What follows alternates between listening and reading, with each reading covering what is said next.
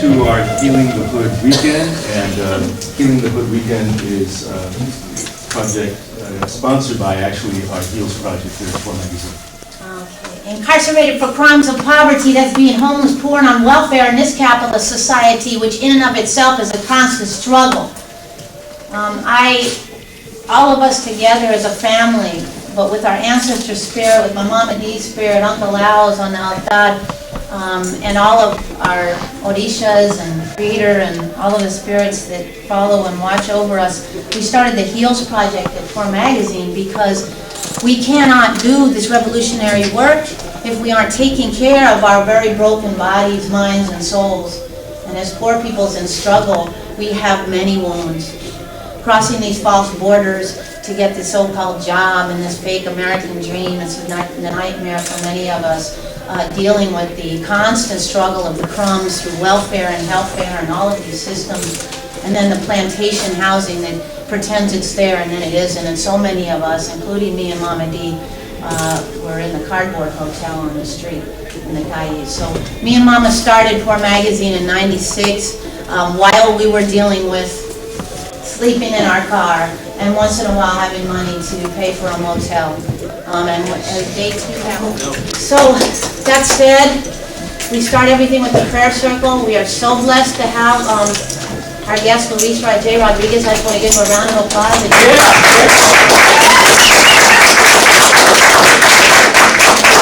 And to honor him and to honor all of you for coming and being part of healing and loving and seeing and thinking and dreaming. We're going to ask one of our family elders, who we don't have a board at Fort Magazine because we're moving off all those Jeffersonian terms. So we have family elders who actually help guide us. And we're blessed to have two of them in today, which is Jean Ishibashi and Jose Cuellar.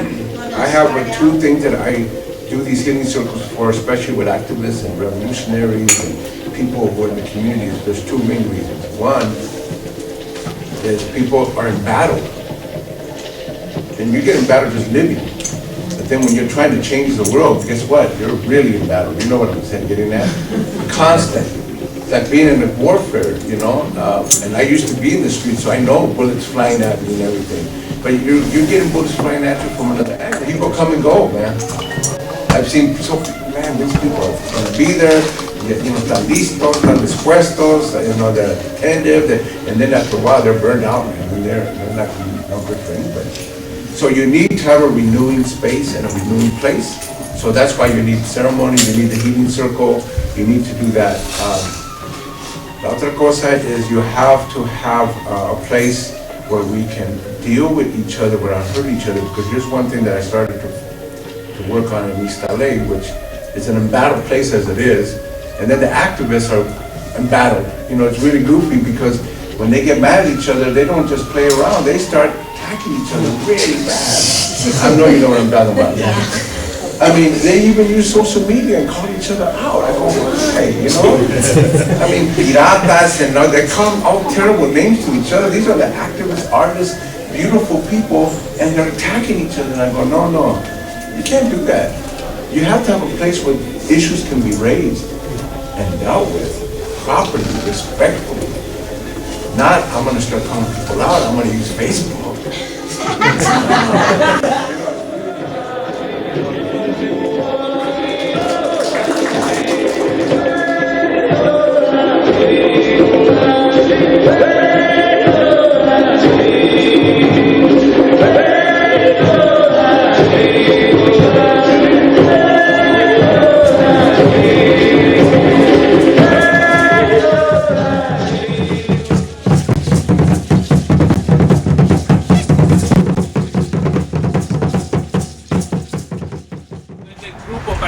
No solo el individuo en este país tan individualista, ¿verdad? Entonces vamos a empezar como siempre hacia nuestra izquierda, porque ahí está el corazón. Así que María, nuestra líder, nos va a empezar. Y al fin queremos, si es posible, un voluntario que esté dispuesto a ir un poco más adentro y dar un testimonio un poco más largo de algo fuerte que está cargando. Is there anybody in the room who might be willing to volunteer after we've gone around to volunteer something a little heavier? This is a safe space for you to do it. If you're carrying something you haven't been able to share, welcome to it. We'll open up a space for that right after everyone is gone and at least share briefly. All right? So we're gonna let Maria start. Well, something that I don't consider it a bad thing, but I'm just kind of nervous. I did an interview about my story, and I haven't had nothing back about what's going on with it. I'm kind of like still nervous about where it's been or if people seen it or something about that. Cause like Came out. since I came out and told people I was undocumented, it's kind of like hard because I've never.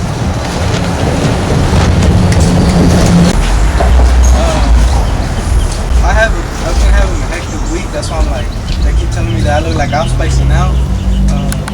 One of my friends, he just turned 17. I grew up with him. He was sent to jail for something he didn't do, which was attempted murder. He took the blame for his cousin, and he got sentenced to 25 years. And, so I went to visit him July 4th, and that just like he took it to my mind. Just like seeing him, like he was chained up on his hands, his legs, he was walking like this. To me, I feel life is like, I mean, we are just a race of people, first of all. You know, there are so many different stereotypes that have made us away, whether it's white, Mexican, black, Islam, or whatever it might be. And it keeps us away from who we really should be. And we just a human race of one people. We know that. Now, we know that. To me, I just want to share that.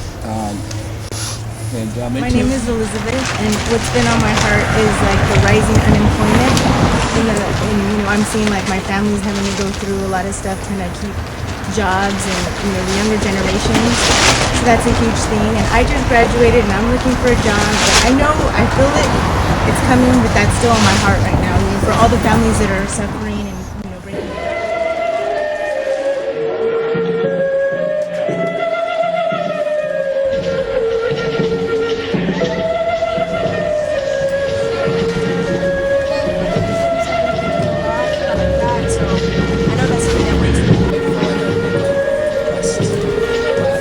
I feel like I'm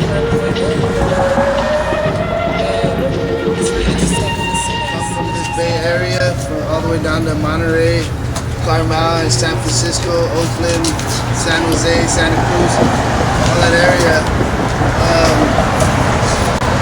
Although I feel that I've been really blessed in my life, some of the things that weigh on my heart is the fact that even in my own homeland, my people are not recognized.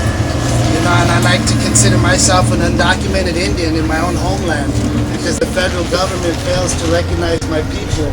Not that it really matters that we get recognition from the very same government that tried to eradicate us and that continues to try to eradicate us, not only on paper but in real life. But I hardly come out to the East Bay, so for me it's a big deal to be here. I want to thank the